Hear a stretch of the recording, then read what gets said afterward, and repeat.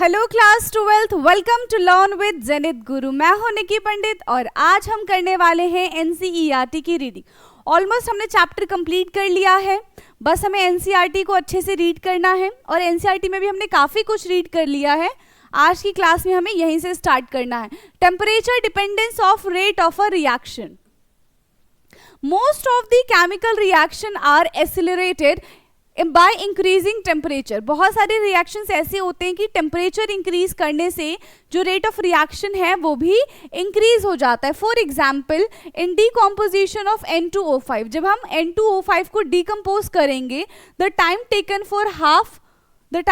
For half of the original amount of the material to decompose is 12 minute at 50 degree Celsius. यानी कि N2O5 को हम जब 50 degree Celsius पे रखेंगे तो वो हाफ डिकम्पोज हो जाएगा, वो भी 12 मिनट में। And 5 are at 25 degree. और लेकिन जैसे ही हम टेम्परेचर कम करेंगे, हमने 25 डिग्री कर दिया तो उसको डिकम्पोज होने में 5 घंटे लगेंगे। And 10 days at 0 degree Celsius. और जब टेम्परेचर 0 डिग्री सेल्सियस होगा तो उसको डिकम्पोज होने में कितने दिन लगेंगे? 10 दिन लगेंगे।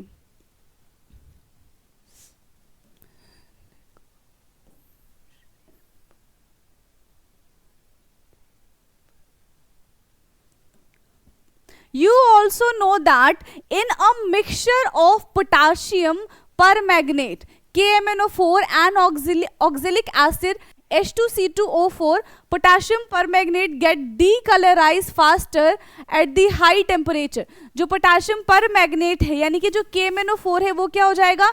डीकलराइज हो जाएगा। कब? जब हम उसको हाई टेम्परेचर देंगे तब।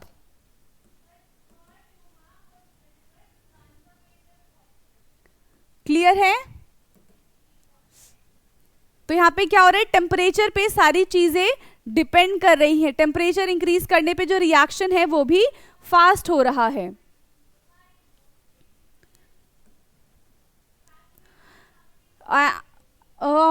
Decolorize faster at the high temperature than that the lower temperature. It has been found that for a chemical reaction with rise the temperature by 10 degree, the rate constant is nearly double. जैसे ही हम 10 degree से temperature बढ़ाएंगे जो rate of reaction है वो क्या हो जाएगा? 2 गुना हो जाएगा, वो डबल हो जाएगा सिर्फ 10 डिग्री टेम्परेचर बढ़ाने से, 10 डिग्री सेल्सियस।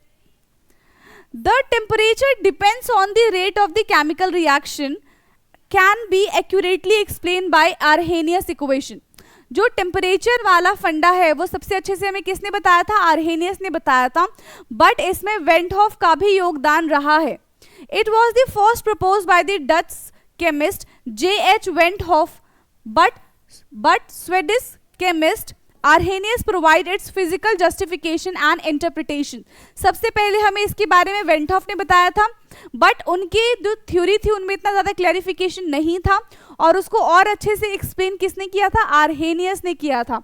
तो हम यहीं से जानेंगे आर्हेनियस इक्वेशन के बारे में।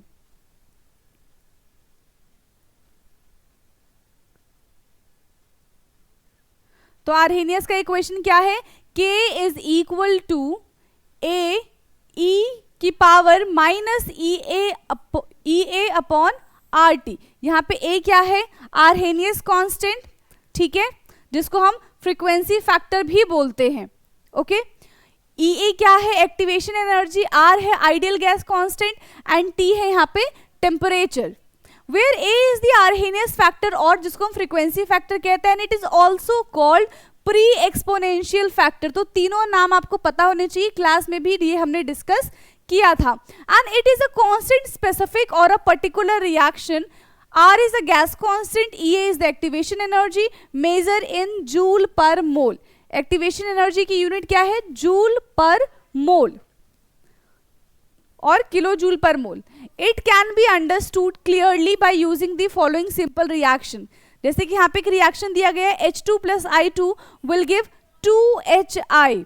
According to Arrhenius, this reaction takes place only when a molecule of hydrogen and a molecule of iodine collide to form an unstable intermediate, and it exists for a very short time and then break up to form 2 molecule of hydrogen iodide।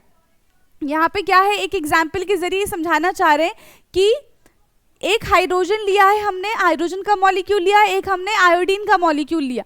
अब हम क्या करें, उसको energy provide करें, उसको heat देंगे, तो धीरे धीरे हाइड्रोजन हाइड्रोजन के बीच का जो बॉन्ड होगा वो टूट जाएगा, आयोडीन आयोडीन के बीच का बॉन्ड टूट जाएगा, और यहाँ से हमें 2 मोल्स ऑफ हाइड्रोजन आयोडाइड मिलेगा।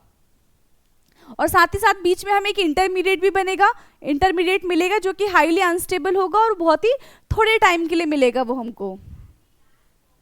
जैसे कि यहाँ पे दिया गया है HI का है, ये धीरे धीरे बॉन्ड यहाँ से टूटेगा और इनका बॉन्ड का फॉर्मेशन होगा और ये बन जाएगा 2HI। The energy required to form this intermediate is called activated complex C, as known as the activation energy। अब इस रिएक्शन को करने के लिए जो एनर्जी दी हमने उसको प्रीवियस बॉन्ड तोड़ के नया बॉन्ड बनाने के लिए, एनर्जी नहीं देंगे तो वो रिएक्शन नहीं हो पाएगी, तो वो एनर्जी क्या है, एक्टिवेशन एनर्जी उसको कहते हैं हम। And is obtain bye plotting potential energy versus reaction coordinate. जब हम पोटेंशियल एनर्जी और रिएक्टेंट कोऑर्डिनेट का ग्राफ बनाएंगे तब वहां से हम समझेंगे कि किसको हम बोलते हैं एक्टिवेशन एनर्जी, यानी कि EA। Reaction coordinate represent the profile of the energy change when reactant change into product, when reactant change into product. यहां पे देखो आपको ग्राफ दिख रहा होगा, यहाँ पे क्या है, पहले रिएक्टेंट था यहाँ पे H2I2, हमने क्या किया, उसको एनर्जी दी, इस एनर्जी तक हमने इसको पहुंचा दिया। जब तक ये एनर्जी तक नहीं आएगा तब तक रिएक्टेंट प्रोडक्ट में कन्वर्ट नहीं होगा। तो यहाँ से हमने इसको एनर्जी दी, इस एनर्जी को क्या कहा, इतनी एनर्जी को जब रिएक्टेंट से लेकर इस पॉइंट तक जहाँ से वो प्रोडक्ट में कन्वर्ट स्टार्ट नहीं हो जाता है, उस पॉइंट तक की एनर्जी को हम कहते हैं एक्टिवेशन एनर्जी, और फिर यहाँ से प्रोडक्ट बन गया। Diagram showing plot of the potential energy versus reaction coordinate. Some energy is released when the complex decompose to form product. कुछ एनर्जी रिलीज होगा यहाँ पे जब हमारा क्या बनेगा, प्रोडक्ट का फॉर्मेशन होगा। So final enthalpy of the reaction depend upon the nature of reactant and product. जो फाइनल एंथैल्पी है, जो फाइनल रिएक्शन है, सॉरी एंथैल्पी का मतलब होता है एनर्जी, जो फाइनल एनर्जी है वो किस पे डिपेंड करता है, nature of reactant and product पे।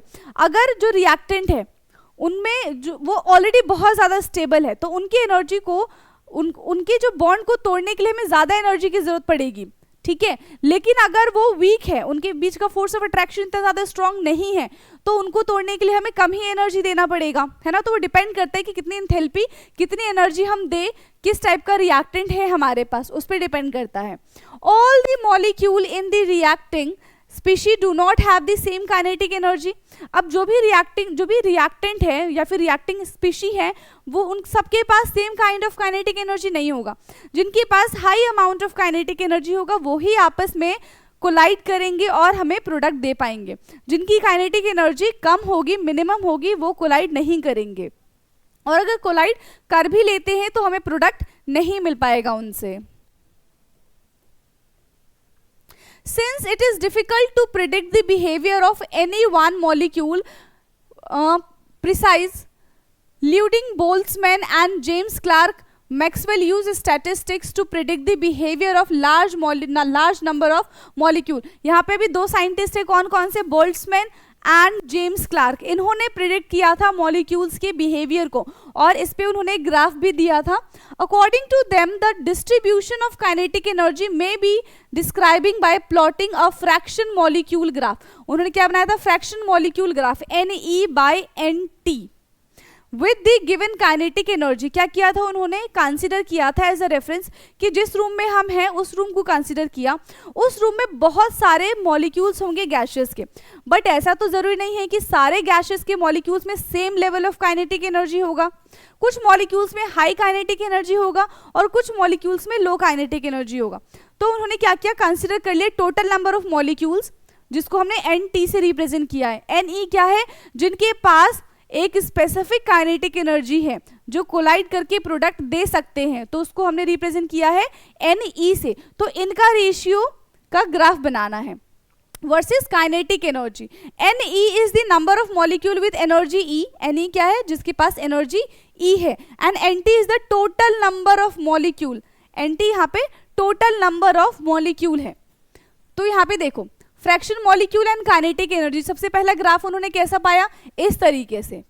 और यहाँ पे क्या हो रहा है, ये हमारा मोस्ट प्रोबेबल काइनेटिक एनर्जी है, यहाँ पे आएगा हमारा एक्टिवेशन एनर्जी। इस एक्टिवेशन एनर्जी के बाद जितने भी मॉलिक्यूल होंगे वही हमें परफेक्ट कोलिजन करके प्रोडक्ट दे पाएंगे, यानी कि इतने मॉलिक्यूल्स ऐसे हैं जिनके पास हाई काइनेटिक एनर्जी है, जो रिएक्शन में पार्टिसिपेट करेंगे, जो प्रोडक्ट बनाने में हेल्प करेंगे। वो कितने हैं, एक्टिवेशन एनर्जी के बाद के हैं। उससे पहले वाले जितने भी मॉलिक्यूल हैं उनकी काइनेटिक एनर्जी कम है। लेकिन जैसे ही हम यहाँ पे टेम्परेचर बढ़ाएंगे, अभी देखो, the peak of the curve corresponds to the most probable kinetic energy. जो पीक है वो क्या बता रहा है, मोस्ट प्रोबेबल काइनेटिक एनर्जी को दर्शा रहा है। Kinetic energy of maximum fraction of molecule, and there are decrease number of molecules with energies higher और लोअर देन दिस वैल्यू। यहाँ पे क्या हो रहा है, धीरे धीरे धीरे धीरे जो हायर काइनेटिक एनर्जी है जिन मॉलिक्यूल्स के पास, उनका नंबर डिक्रीज हो रहा है। सिर्फ इतने ही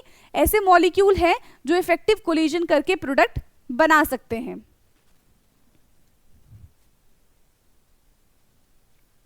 फिर अब क्या हुआ, जैसे ही टेम्परेचर 10 डिग्री से बढ़ा दिया, क्या क्या यहाँ पे, पहले ग्राफ क्या था, पहले ग्राफ हमारा ये था। अब जैसे ही टेम्परेचर 10 डिग्री से बढ़ा दिया, पहले वाला ग्राफ हमारा ये नहीं था, फर्स्ट ग्राफ था हमारा क्या, ये जो ऊपर टी दे रखा है, ये वाला। तो इसमें हमें सिर्फ इतनी ही ऐसे मॉलिक्यूल मिल रहे थे जिनका हाई काइनेटिक एनर्जी था। लेकिन जैसे हमने टेम्परेचर कितने डिग्री से बढ़ा दिया, 10 डिग्री से बढ़ा दिया, अब हमें कितने मॉलिक्यूल मिल रहे हैं, ये पूरे मिल रहे हैं। तो टेम्परेचर बढ़ाने से इफेक्टिव मॉलिक्यूल्स भी हमें ज्यादा मिल पा रहे हैं। तो distribution curve shows temperature dependence of rate of reaction. Temperature is raised, the maximum of the curve move to the higher energy value. जैसे टेम्परेचर बढ़ाया वैसे ही क्या था, जो कर्व था उसका, जो कर्व में जो मॉलिक्यूल्स है उनमें भी हमें इंक्रीमेंट देखने के लिए मिला है। And the curve broadness out spread to the right such that there is a greater proportion of molecule with the much higher energies। अब हमें क्या मिल रहा है, ग्रेटर प्रोपोर्शन मिल रहा है जो आपस में रिएक्ट करके प्रोडक्ट का फॉर्मेशन कर पाएंगे। The area under the curve must be constant since total probability must be 1 at all the time. We can mark the position of EA on the Maxwell-Boltzmann distribution। यहाँ पे क्या है, EA को यहाँ पे इन्होंने मार्क किया हुआ है। Increasing the temperature of the substance, increasing the fraction molecule। हमने टेम्परेचर इंक्रीज किया तो फ्रैक्शन मॉलिक्यूल भी यहाँ पे इंक्रीज हो गया है। With collide with energies greater than EA, and it is clear from the diagram।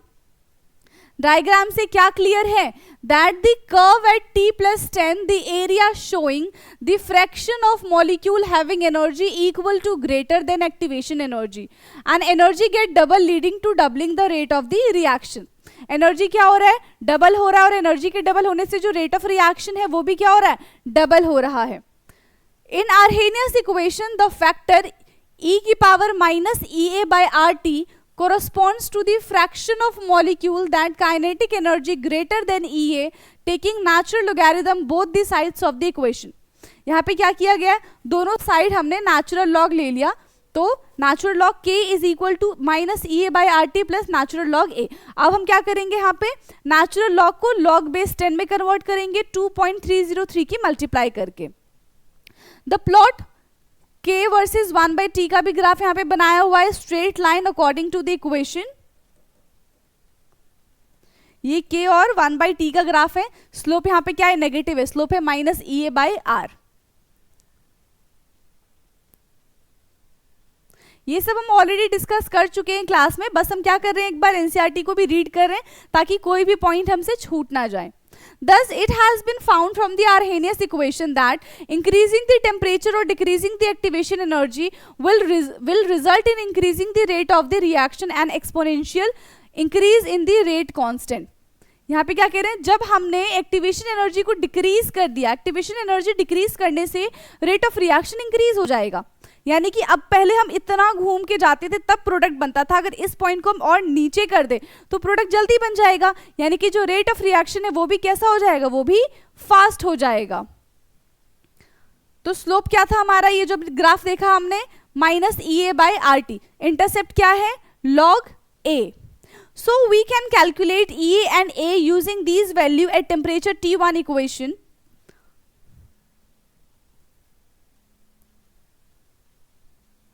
यहाँ पे दो टेम्परेचर लिया है, एक टेम्परेचर T1 है और जब हम टेम्परेचर को इंक्रीज करेंगे तो वो हमने क्या ले लिया? T2 ले लिया है. Since A is constant for given reaction, दोनों में A कांस्टेंट है तो A से A कट जाएगा और यहां से हमें क्या मिल पाएगा? यहां से हमें एक फॉर्मूला मिलेगा जो कि है ये.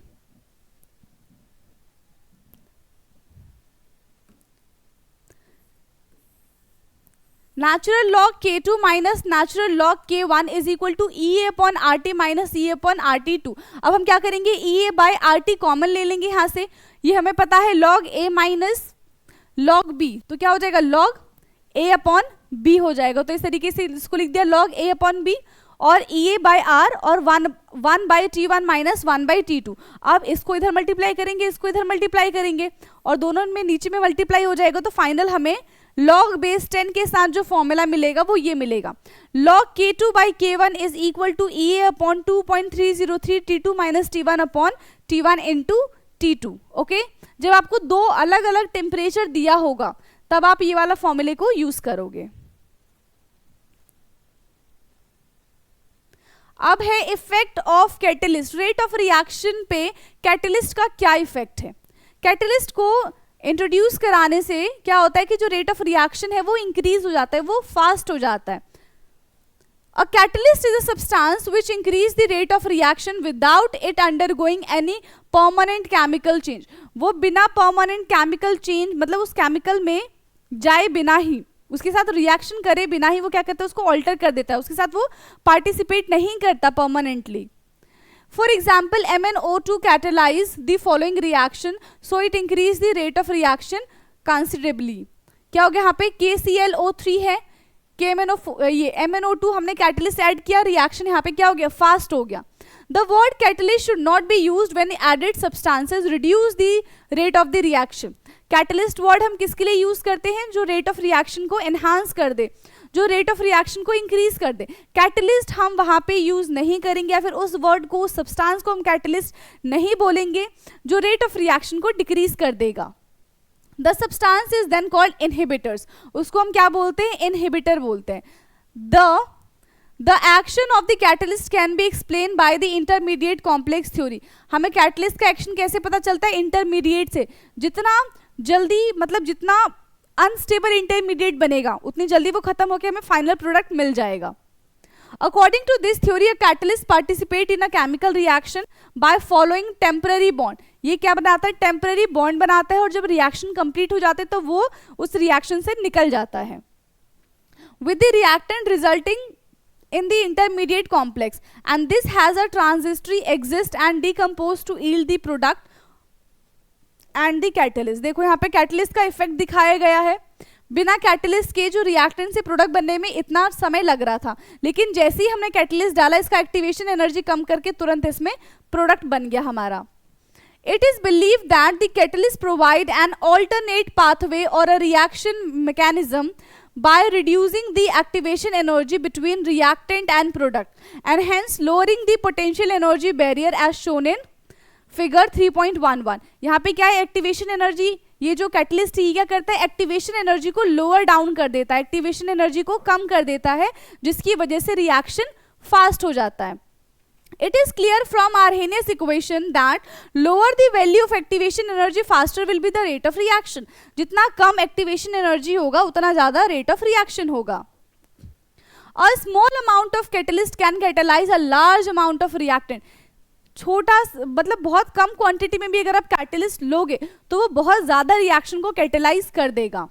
A catalyst does not alter gives energy. Catalyst gives energy को ऑल्टर नहीं करता है, यानी कि कैटलिस्ट का काम रिएक्शन को स्टार्ट या फिर रिएक्शन को एंड करना नहीं होता.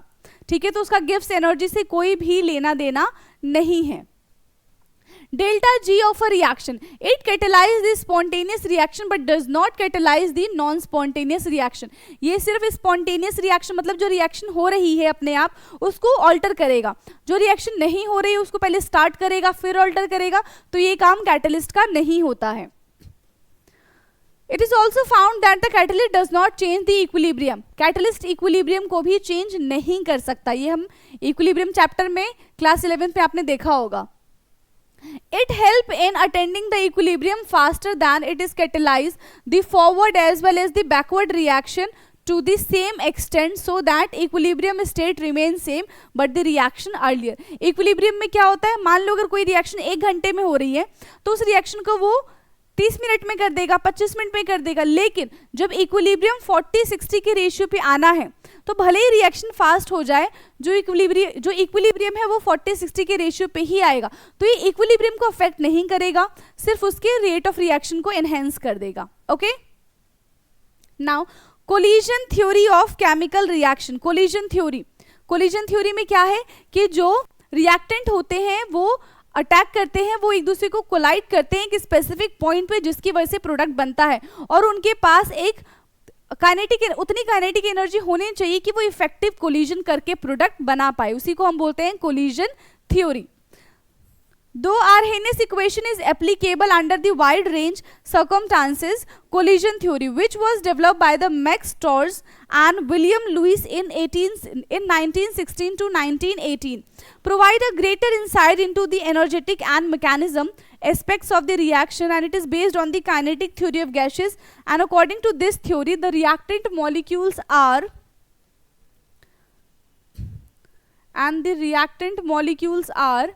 assumed to be hard sphere.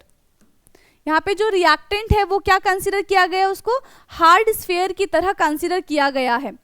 And the reaction postulates occur when molecule collide with each other. The number of collision per second per unit volume of a reaction mixture is known as collision frequency. Collision frequency क्या होती है, एक given volume में एक second में कितना collision हो रहा है उसको हम बोलते हैं कोलिजन फ्रीक्वेंसी, जिसका रिप्रेजेंटेशन है Z. Another factor which affect the rate of the reaction is activation energy. पहला क्या है, कोलिजन फैक्टर है, दूसरा है activation energy. As we have already studied, A plus B से यहाँ पे प्रोडक्ट मिल रहा है, the reaction can be expressed as, तो रेट क्या हो जाएगा इसका ZAB. ये क्या है, रिएक्टेंट है, e की पावर माइनस EA/RT. ये हमने एक्सपोनेंशियल पावर पढ़ा था, ठीक है, जब हमने डेरिवेशन भी किया हुआ है. Where ZAB represent the collision frequency of a reaction. ZAB क्या बता रहा है, हमें कोलिजन फ्रीक्वेंसी के बारे में बता रहा है. एंड AB एंड E की power EA/RT represent the fraction of molecule with energies equal to और ग्रेटर देन EA. ये जो सारी चीजें हमें क्या बता रही है, ये एनर्जी के बारे में बता रही है कि इनकी जो एनर्जी है वो एक्टिवेशन एनर्जी की या तो इक्वल होगी या तो उससे ज्यादा होगी. With Arrhenius equation, we can say that A is related to collision frequency. यहाँ पे A क्या है, collision frequency को represent कर रहा है. Equation predict the value of rate constant fairly accurately, but complex molecules significant deviate are observed. The reason could be that all collision do not lead to formation of product. जरूरी नहीं है कि सारे reactant आपस में collide करके product बनाएं. कुछ रिएक्टेंट आपस में कोलाइड तो करेंगे बट वो प्रोडक्ट का फॉर्मेशन नहीं करेंगे, क्योंकि वहां पे उन रिएक्टेंट के पास इतनी एनर्जी नहीं होगी कि वो इफेक्टिवली कोलाइड करके प्रोडक्ट दे सके. The collision in which molecule collide with sufficient kinetic energy called threshold energy, जिनके पास sufficient kinetic energy हो, sufficient threshold energy हो and proper orientation हो, so to facilitate breaking to bond between the reacting species and formation of new bond to form product is called as effective collision. तो effective collision के लिए दो चीजें होनी चाहिए. क्या क्या होना चाहिए, उनके पास सफिशिएंट काइनेटिक एनर्जी होनी चाहिए एंड दूसरा क्या है, उनका परफेक्ट ओरिएंटेशन होना चाहिए. अगर ये दोनों चीजें हैं किसी भी रिएक्टेंट स्पीशीज के पास तो वो इजीली प्रोडक्ट का फॉर्मेशन कर पाएंगे.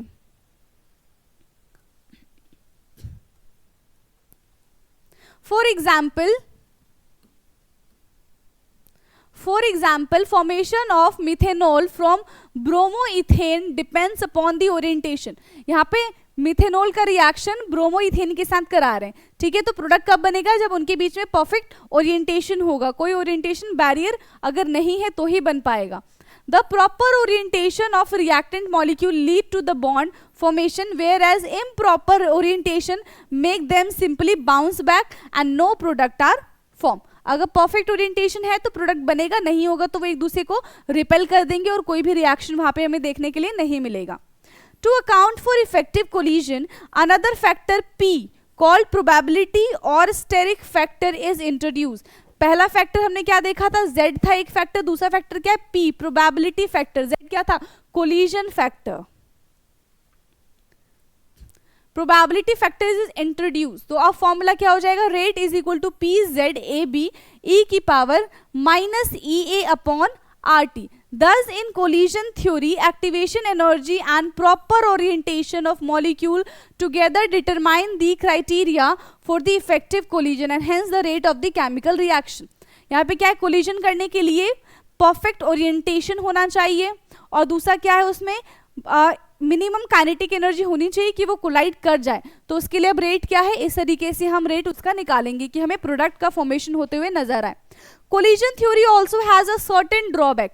कोलिजन थ्योरी का अपना एक ड्रॉबैक है, as it consider atom molecule to be hard sphere. वो एटम मॉलिक्यूल्स जो है उसको क्या मान रहे हैं, वो हार्ड स्फेयर मान रहे हैं, and ignores there structure aspects, और किस टाइप से उनका स्ट्रक्चर है उसको वो इग्नोर कर रहे हैं।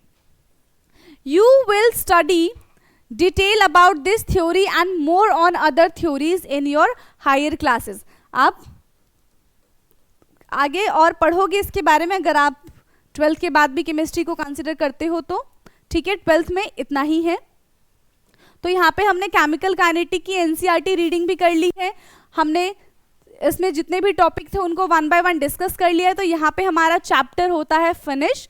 नेक्स्ट क्लास में हम इसके क्वेश्चंस करेंगे, इन टेक्स्ट क्वेश्चन बचा हुआ है अभी और कुछ सॉल्व एग्जाम्पल भी बचा हुआ है, हम नेक्स्ट क्लास में कवर कर लेंगे। बस 2 क्लास और है फिर चैप्टर कंप्लीट। आई होप कि आज की क्लास आपको समझ आई होगी। Thank you for watching.